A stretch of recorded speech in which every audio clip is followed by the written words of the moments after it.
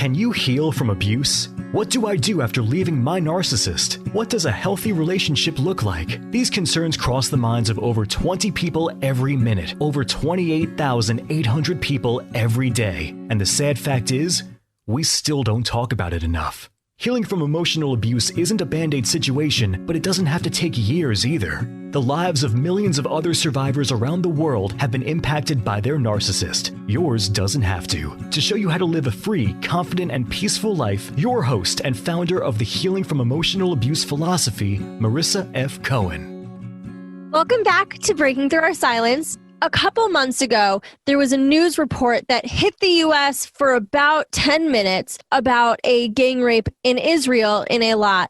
And it didn't get a ton of media coverage, but apparently in Israel, it opened up a big to-do about misogyny and the culture, the rape culture of Israel. So I have the incredible honor of bringing on a friend of mine, Tiferet Solomons. She is a bold, amazing Israeli activist who fights for the change in legislation around rape and rape culture. She'll tell you a little bit more about this, but 4 years ago, she had a rape attempt and was able to get herself out of the situation, and we'll talk more about that in a minute. She has been fighting to change the legislation and policy in regards to rape drug victims in Israel. Thank you so much for being here, Tiferet. I'm so excited to talk to you. It's my pleasure, Marissa. Thank you for inviting me. Of course. So you had an experience, a rape attempt. Do you want to tell us a little bit about that? Because I think that's kind of, as you said, what put you on the path to doing what you're doing today. Right. So about 4 years, actually it's 4 years ago and 2 months to be exact. I was giving a ride to this guy who I met through a Facebook group. I was going up north for the weekend, and I posted on a Facebook group for rides because Israel is a very small country and the farthest distance you can go is about 8 hours from one end to the other. So it's very common that people will share rides, also till they share with the cost, and also, it's nice to have company. So I wasn't doing an 8-hour ride, I was doing a 2-hour ride. But I posted in a Facebook group, I'm going up north if anyone wants to join. And there were 4 people who joined me. It was fine, everything was good. And then one of them said, I'd actually love to come back to with you on Saturday night, back to Jerusalem.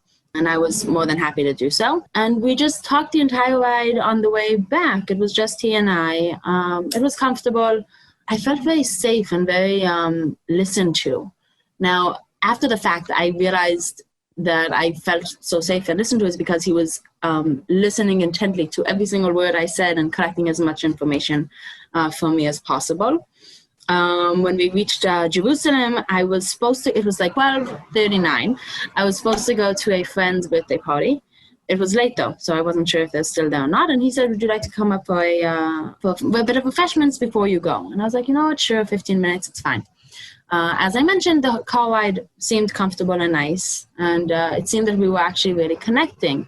There was no sexual tension at all whatsoever. I have to make that clear because sometimes people go, oh, maybe there was mixed messages. No, not at all. I was very, very blunt and very clear about the fact that that was not where I was at all. It was more just we had a good time talking together. So we went up to his house. His roommate was gone.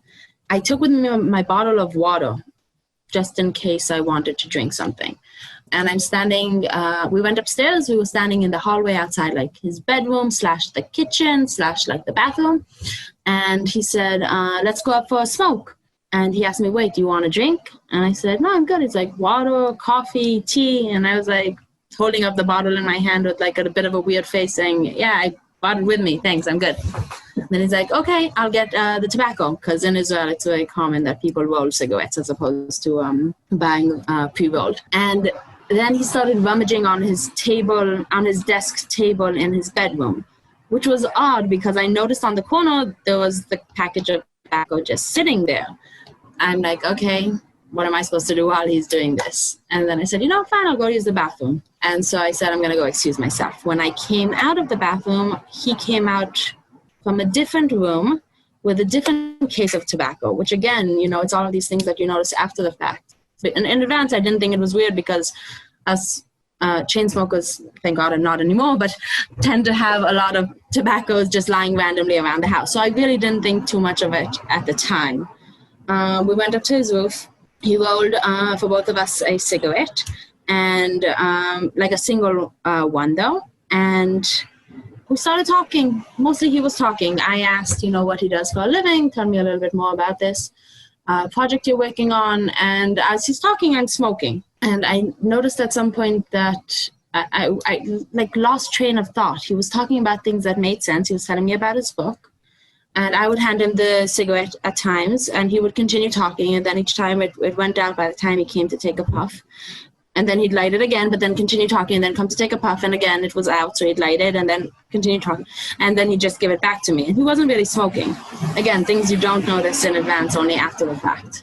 And at some point, I noticed, though, that I can't understand what he's talking about. Not because the words he's saying aren't words that make sense, but rather there's no logical connection between a moment ago he was telling me about the book he's writing, and now he's throwing to me these random words from the field of political science and international relations, which is the field of study that I was majoring in at the time in the university. And I told him about this during the car ride. And he's just throwing, though, these random, it's because of the colonialization of the postmodern economic effects of, and nothing made sense, but it was words that were supposedly comfortable for me. And I was trying to focus in and listen to what exactly he's saying and see, okay, maybe I'm just not following his train of thought. But once I listened more, I realized, there's no logic here. I'm not even sure how long we've been sitting here. And everything started feeling very misty, I would say. And I said, what time is it? And he didn't answer. He continued talking. And he was talking in this very low, calm, monotonic voice. And I said, I think it's late and I should go. And he, again, didn't react, continued talking. He had his train of thought and he was going with it. And I realized, okay, I feel like I'm losing consciousness. I feel like I'm losing grasp of reality, and something was really off.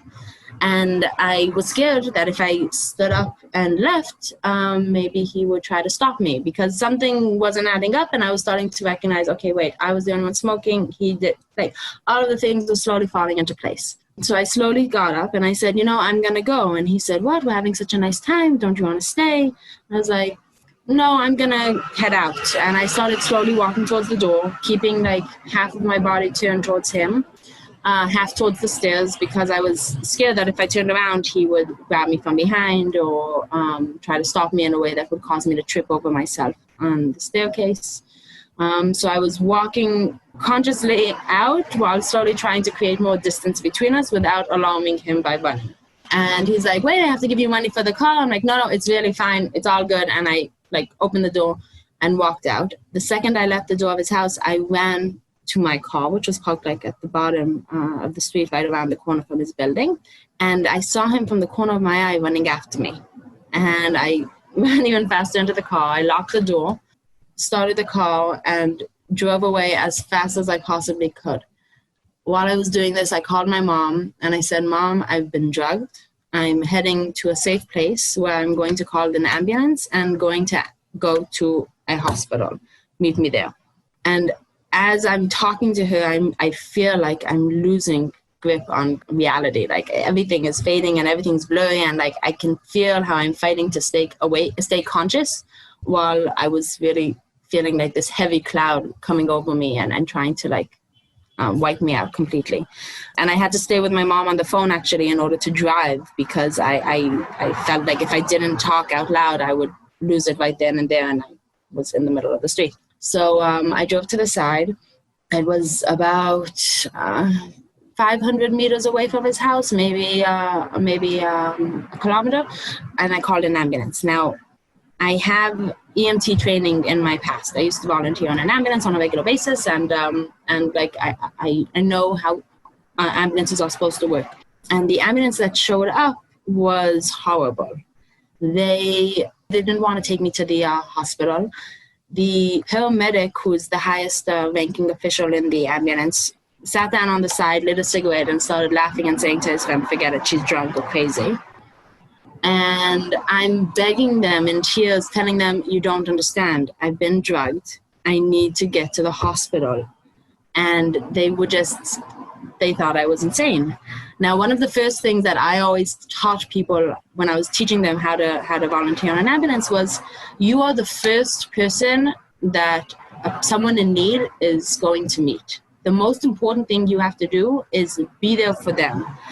Imagine how you would want your grandmother to be treated, or your parents, or you yourself, and do that to the patient that you're meeting with. You are the first person who is really going to give assistance in time of real dire need.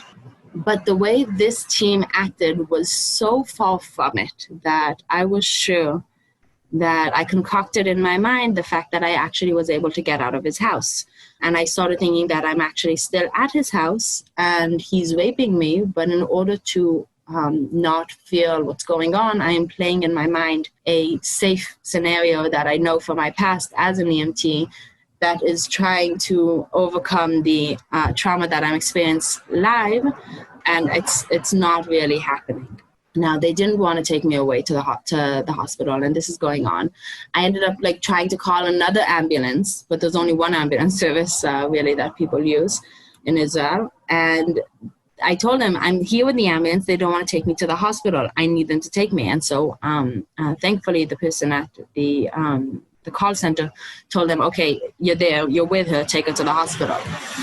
Now, besides this traumatic treatment that I had from their side, they never once mentioned that there's a hospital in Jerusalem that actually has we call it an acoustic care center. It's what is used for people who are brought to the hospital with fear of sexual assault of any kind. The staff there also undergoes professional training in how to treat sexual assault victims, but also they have legal standing that allows their testimony and their tests and the entire process to actually be acceptable in court, which is a very important thing to note. So they never mentioned that the hospital that takes care of that is the one in Karim. Instead, they said, yeah, we'll take you to Tiferet Solomons, which is the one I told my mom to meet me at, and that's also what I was thinking, but I didn't know that there's this alternative and how important it was at the time. And again, I'll remind you, they didn't want to take me to the hospital to begin with. So they brought me to the hospital, and I was the entire call ride, I was holding on for dear life to not lose consciousness, because again, I was scared that I'm not actually being saved, but rather I'm still being attacked. And I needed to see a face I didn't recognize before I could let go. And I remember the second they brought me into the ICU, I saw a nurse walking over. I'd never seen her before in my life, and that's it. Everything else went dark. That's where I lost consciousness.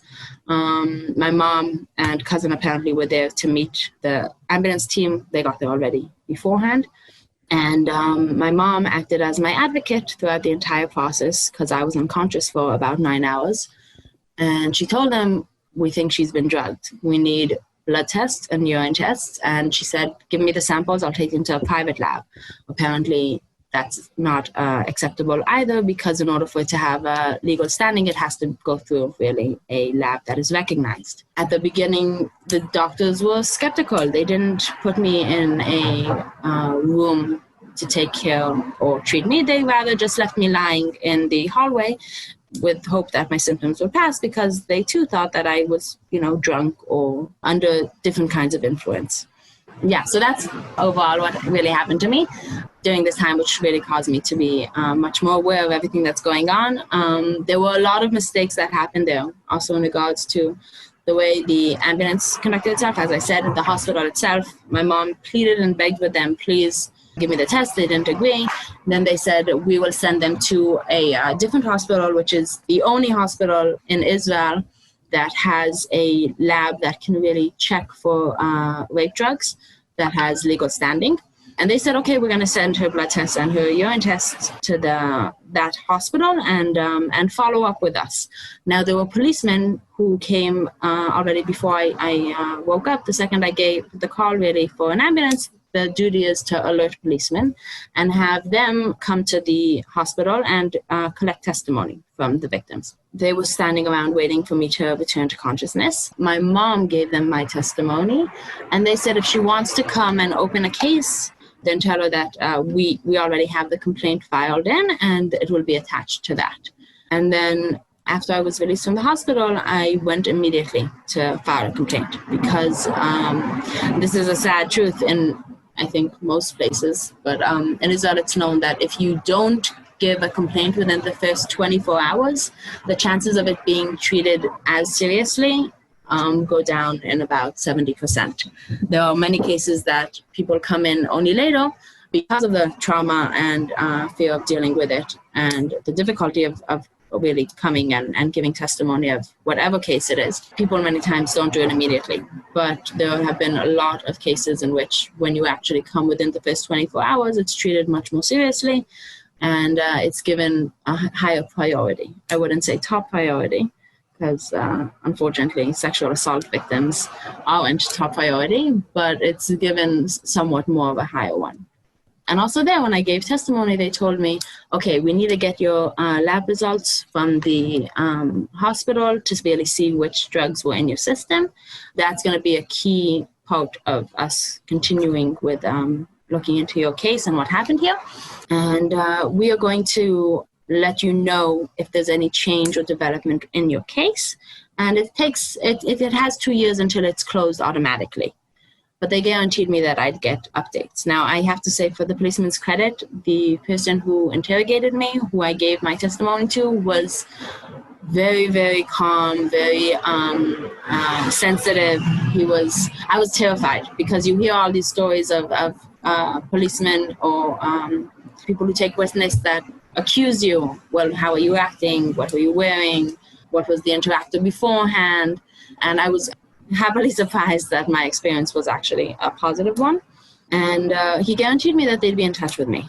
2 weeks later, I called the hospital to see if there was any news in regards to my test results. And I found out that they never sent my blood or urine samples to the hospital that can do the more advanced checks.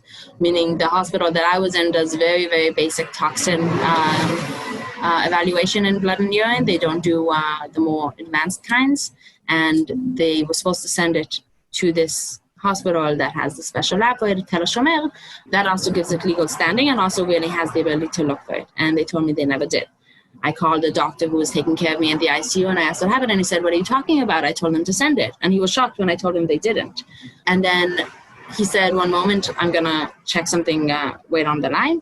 And he calls me back and he says, I'm sorry they didn't send it. And I said, "But why? You said that we need it. You said that you guys don't have the ability to do it. The police told me that we have to have these results in order to do that." And he said, "I know. I told them to. They didn't. I'm sorry. I don't know why." So this was heartbreaking. I mean, I was waiting these 2 weeks when I was already, pretty much ready to give up on life and hardly getting out of bed at 4 o'clock in the afternoon. I was waiting for these results, and suddenly I find out that they were never sent. That was the beginning, I guess, of what really got me involved in this. Because my tests were never sent, I started looking into it and researching what usually happens. What's the status of rape drug victims in Israel? How are they treated? And I found out that many times the tests aren't even sent to the hospital that needs to have it. First of all, not every hospital has an acute room, as I mentioned. Jerusalem specifically, we have 3 hospitals here. So actually, you have a variety and you have a choice to go there if you wanted to. But there are other cities that don't have a hospital that has an acute room at all. And even the hospital that I was in, who doesn't have the right room to treat me, they were supposed to send my test to Tiferet, which is the only hospital that has the lab to check for these kinds of drugs, and they didn't. And that's something that happens in many, many cases. And the more I looked into it, I found out how common, unfortunately, it is. There was a journalist who wanted to really discuss this matter, and she reached out to me due to a Facebook post that I wrote 7 months later, in which I wanted to tell the world what happened to me, to raise awareness, to let people know that it's not just something you read about in newspapers that happens on the other side of the world, but it's happening here, and it's happening to people you know, and it's happening, you know, to an unassuming woman who just gave a ride to a guy and thought that, you know, we're talking and it's all good, so we can go have a smoke on his roof without anything happening. And that caused a lot of people to also reach out and tell me stories that happened to them, not necessarily about vape drugs, about rape, about sexual assault, about the depression that came after, about trying to deal with life, about the post-trauma that comes up in dates or in interactions. I found that this really opened up a can of worms where people were sharing with me, I was sharing with others, and I really found out how, unfortunately, common, not that assault is, because that I already know, unfortunately, but the terrible treatment that the system has towards victims of sexual assault of all kinds.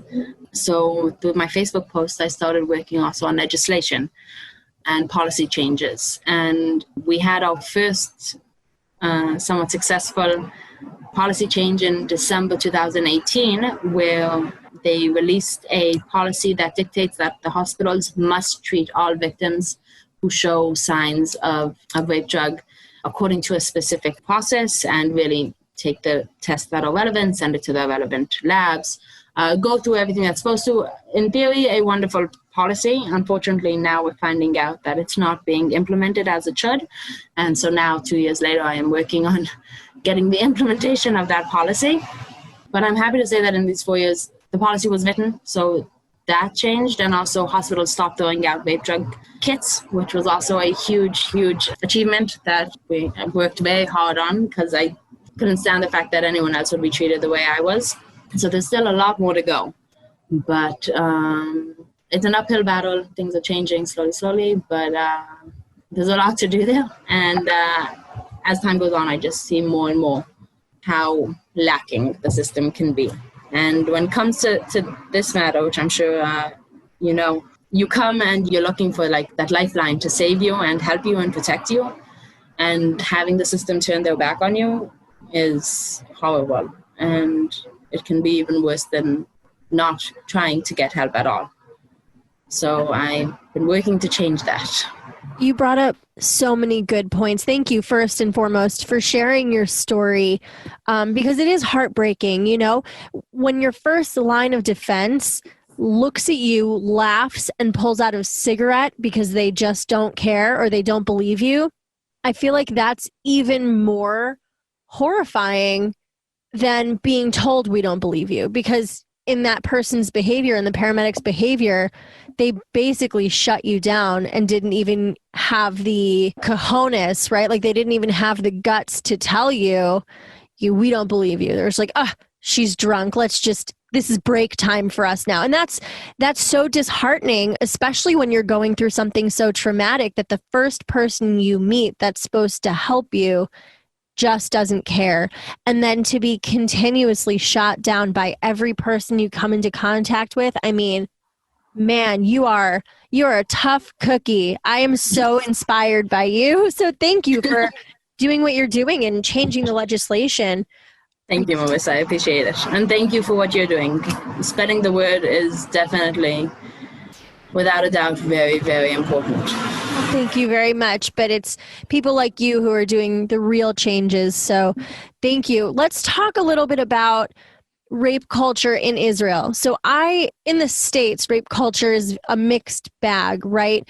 Little boys grow up being taught, you're not allowed to cry, you have to be tough. So that manifests in anger and rage, and they don't know how to, reach out. They act aggressively. Not all men, I'm not trying to generalize, but basically rape culture is very widely ignored for children, and it manifests in aggressive, abusive behavior later. What is Israel's rape culture like? Honestly, I think that when you look at rape culture, I wouldn't necessarily look at the fact that little boys aren't necessarily taught to connect to their feelings and express them in a way that they feel comfortable with. It's also the fact that men and young boys are taught the way women interact are is fake, or they're playing a game. When you go on a date with someone and she says no at the beginning when you try to kiss her, that's just part of the game. Like okay, so she's playing hard to get.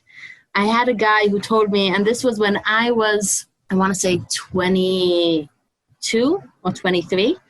He was 32, I think, or maybe 31. He told me, there isn't a woman who doesn't give. There's a man who doesn't know how to take. Sorry, it's a rough translation from Hebrew. But the point was, there's no such thing a woman who isn't willing to sleep with you. It's a matter of, are you a man who doesn't know how to take it? And I was horrified because, this was 4 years ago, 5 years ago.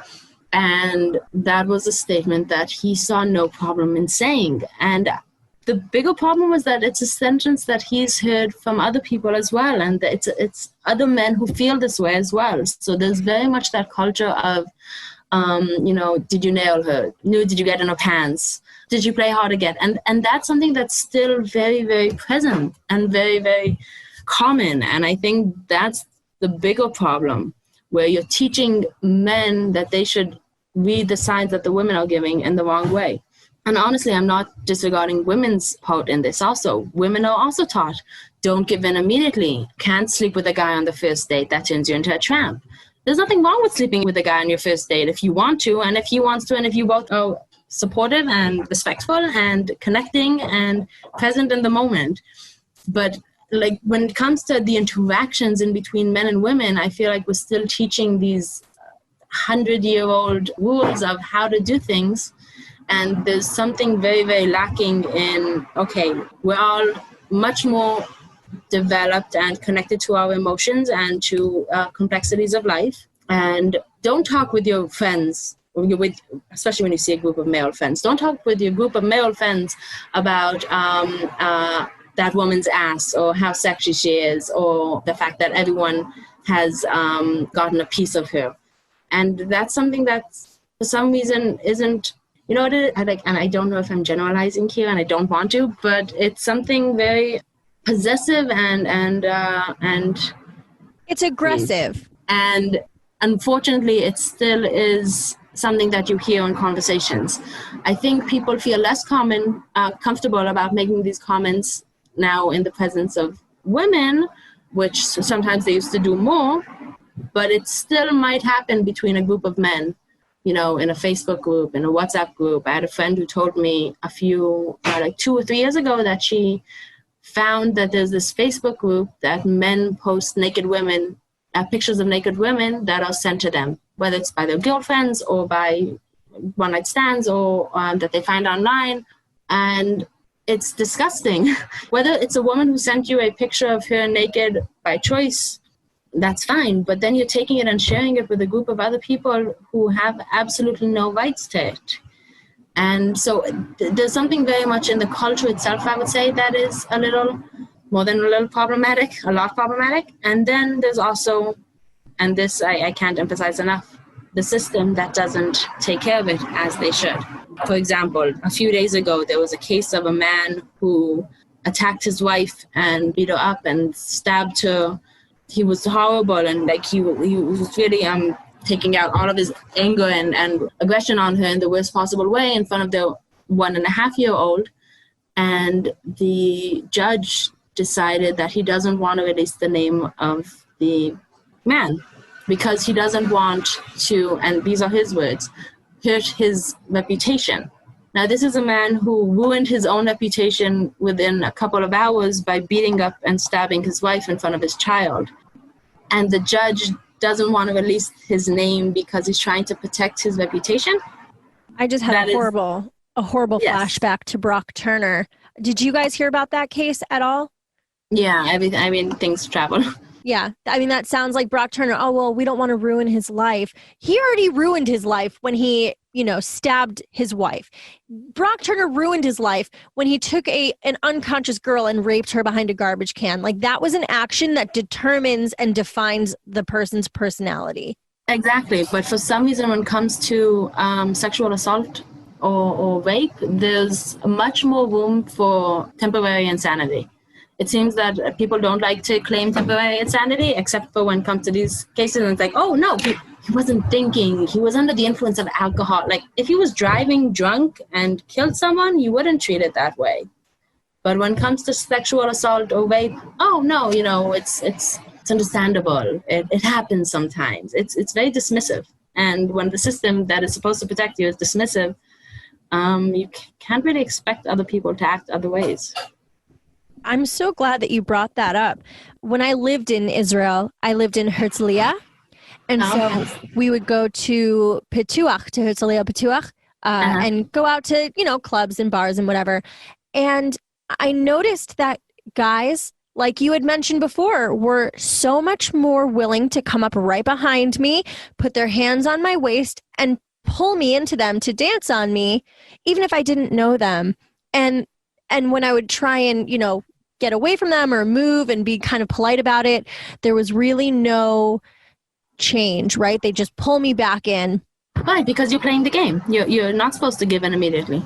Right. And coming from America, I didn't know that. So I learned very quickly that the only way, at least in 2010, the only way to get them off you was to elbow them really hard in the ribs. And if I didn't elbow them really hard in the ribs, they would keep pulling me back in.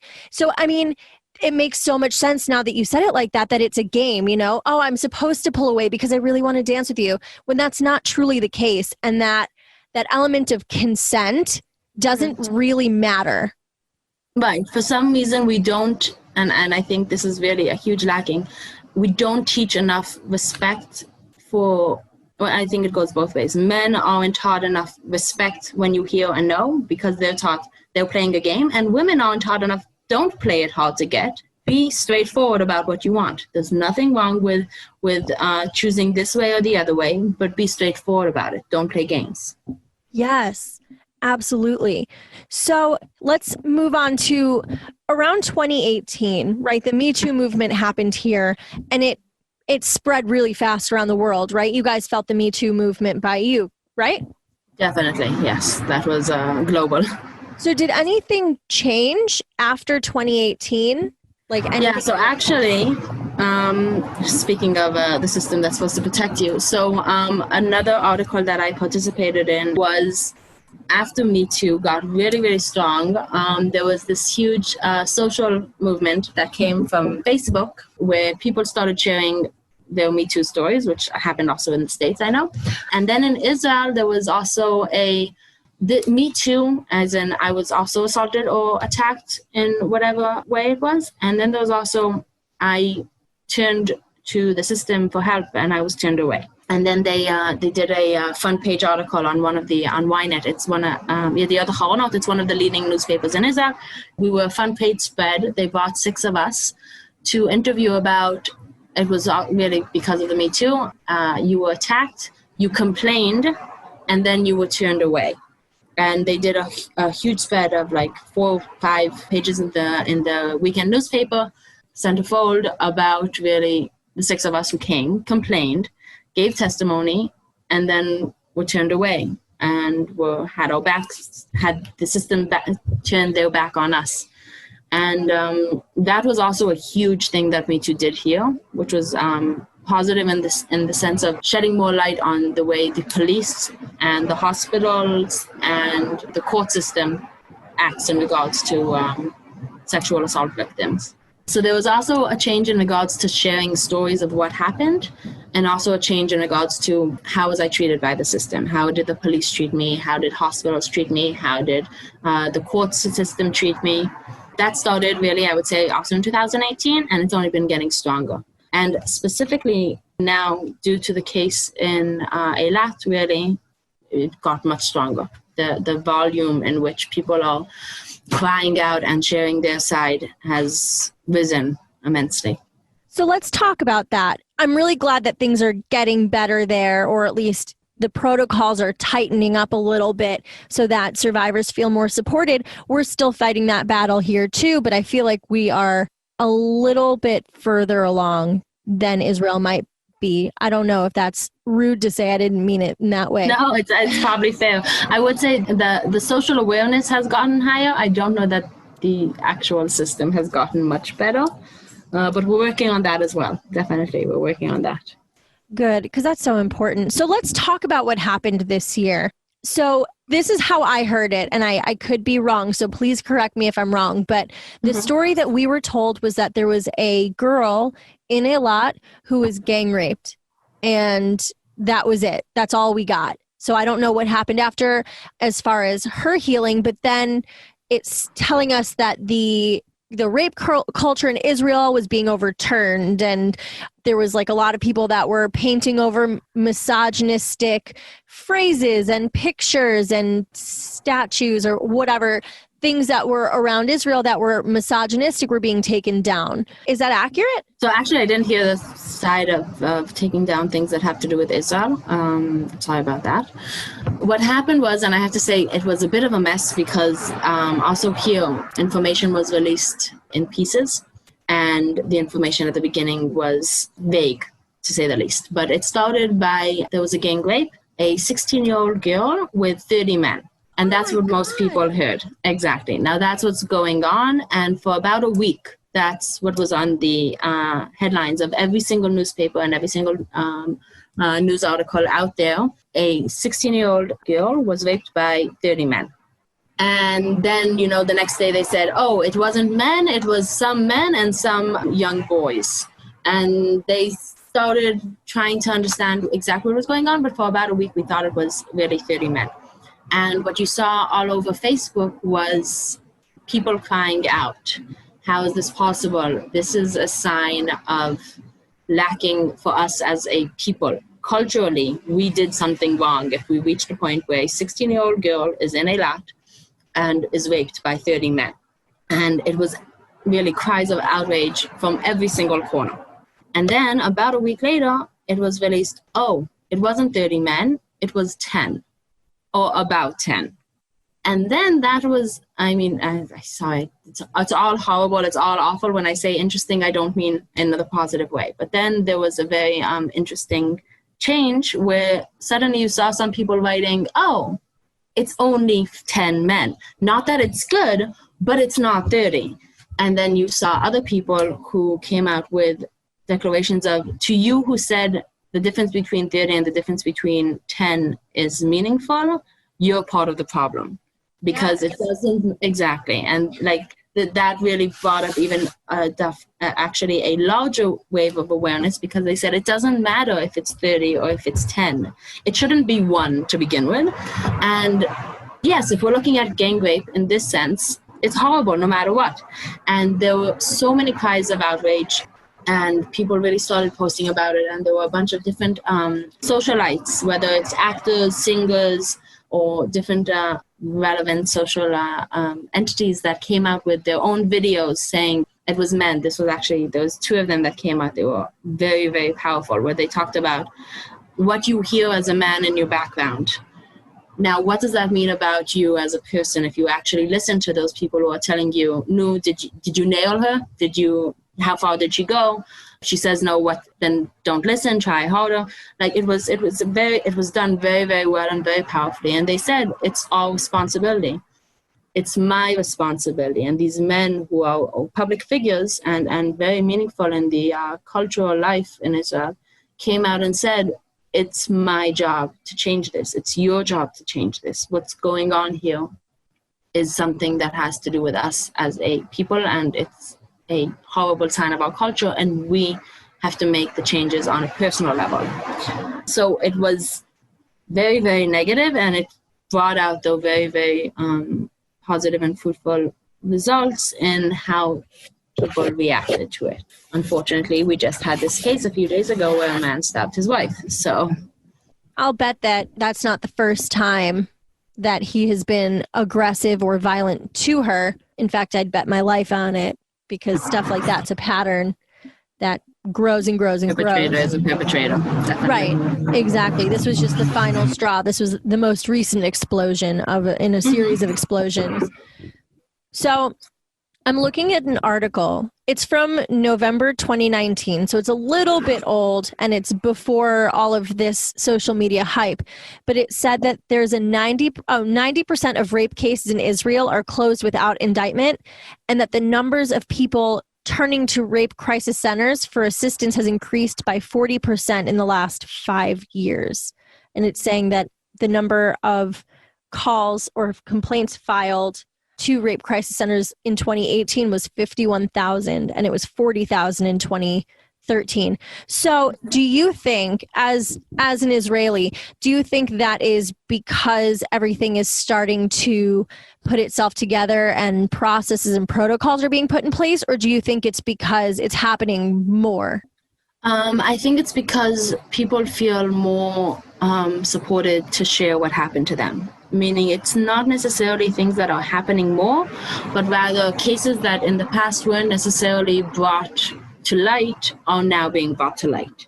So I have a friend who, due to what happened in Eilat, decided that she's sick and tired of the way things are being dealt with when it comes to sexual assault and rape in Israel. And she started posting her personal stories. And she said, I'm going to start with the story that most people know about me, that I was raped when I was 14 by someone who was 21 at the time. And she came to the police and complained about it, I guess, 9 years later. And the police closed her case because they, after researching and looking into the details, they declared that he didn't really know that she was underage and it wasn't done through malice.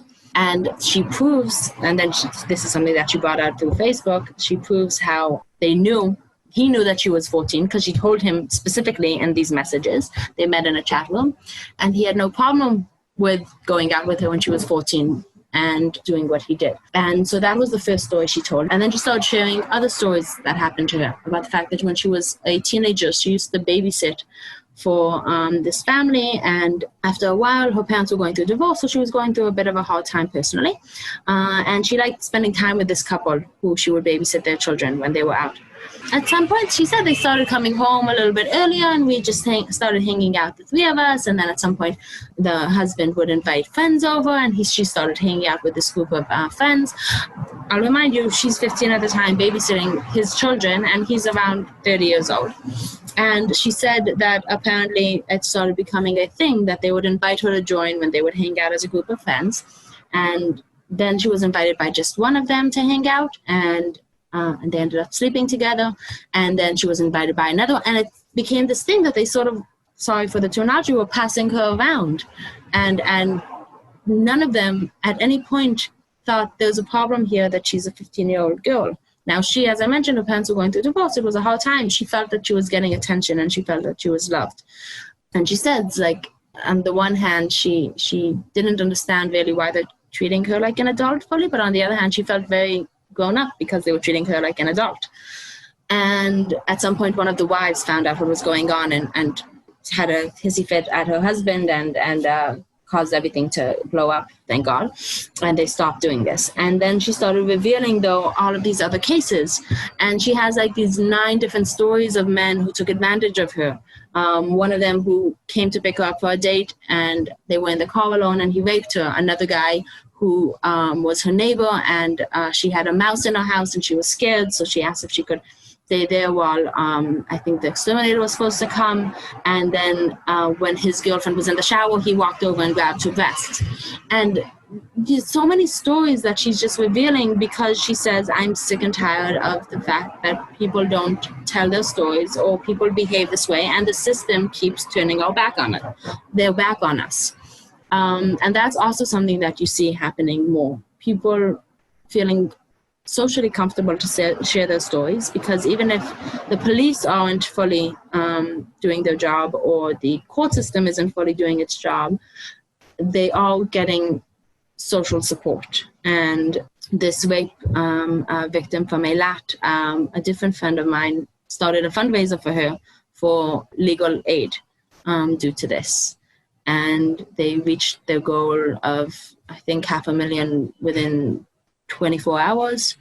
And then for this woman who was just stabbed by her husband, a different friend started for her also a fund for legal support, and they reached their goal of $1 million, I think, also within like 3 days.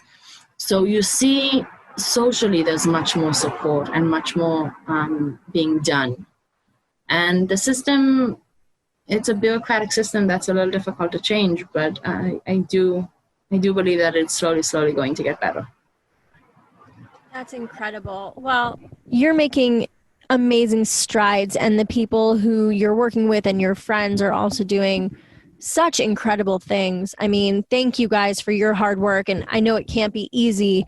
You're basically fighting the empire, right? You're fighting the head honchos, but you guys are doing such incredible work. So thank you, and just keep fighting, you know.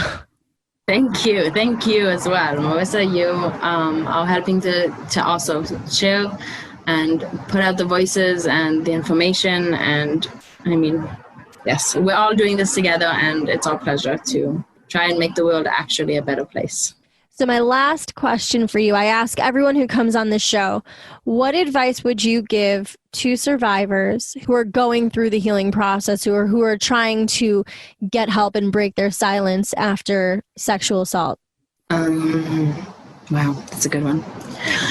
So, I mean, look, it's sad to say, but sexual assault is not a new thing or something that, like, my case of being drugged, that wasn't the first time something like that happened to me. I mean, the numerous cases throughout all of my years, starting from when I was 5 years old, that I've been experiencing things like this. But when something comes that really breaks you and kills a piece of your soul, which is completely and totally what I felt, it's the small achievements that sort of wow you. I remember thinking at the time when I was, again, completely and totally depressed, hardly getting out of bed, I quit my jobs, stopped university, even though I was right in the middle and doing really well. The fact that I got out of bed at 4 o'clock in the afternoon was like, wow, look at that. And the fact that a Sunday would come by or a new weekend would arrive, I'd be like, whoa, I didn't think it's not even that I didn't think I would live, but in a way I didn't think I would live to see another Sunday. And I really needed something to hold on to that was more meaningful than, it's going to be okay, because I knew it was going to be okay and one day I was going to be past it, but I was having trouble seeing how that would ever happen. So I needed something more feasible. And one night it was like 4 o'clock in the morning, which also was something that happened. I would spend most of my waking hours at night when the rest of the world was asleep, because then I felt most safe and most at peace, somewhat at peace with a quiet world. So I went into my bedroom and I started writing on the wall my wish list. And it was my list of the wishes that I want to complete at some point in order to, I guess, make myself happy. It wasn't even happy, because be happy was the first thing on the list. So it wasn't even be happy, but it was these small goals that I was hoping I could achieve in the next, foreseeable future, and that I felt could help me pull myself out of the hole that I was in. So, it was, the first one, as I said, was be happy. The second one was breathe easily again. And then it also went into other things that were, whether they were, they developed due to what I was going through with eating disorders that went completely and totally out of hand. And so I had really, as one of my wishes, eat without guilt or stop throwing up. And I also had things like be a positive change in society, not let my own feelings about what people expect of me dictate who I'm going to be. So there were some really big things there, but there were also little things like dream sweet dreams again. And what's amazing, and still to this day, I love looking at that wall, it's still relevant. And there are times in my life that I looked at it and I said, wow, I completed it. And there are times that I said, no, I'm not there yet. Even though last time I looked at it, I felt like I completed most of the things I put on that list. But it's interesting to see how things that were very much relevant then meet me in a very different place now. And I want to say more positively relevant, because then it was really from a hard place of smile again or wake up in a good mood. And now it's from a much calmer and more settled place. So I guess what I would give as advice is set small goals and large ones and really aim to achieve them, whether it's in a month or in a year. But I found that setting those small goals in a time frame that is not, one day I'll be happy, but rather much more current day helps to achieve them, to succeed. I love that. Oh my gosh. I challenge anybody listening to this episode to make your own list of things that'll make you happy or things that you want to overcome, and put it somewhere like on your wall next to your bed or on the mirror in your bathroom so you can see it every day and right where you are. Oh my gosh, Tiferet, that was incredible. Thank you so, so much for everything you're doing and for being here and supporting survivors all over the world. My pleasure. Thank you, Marissa. Really, it's a pleasure.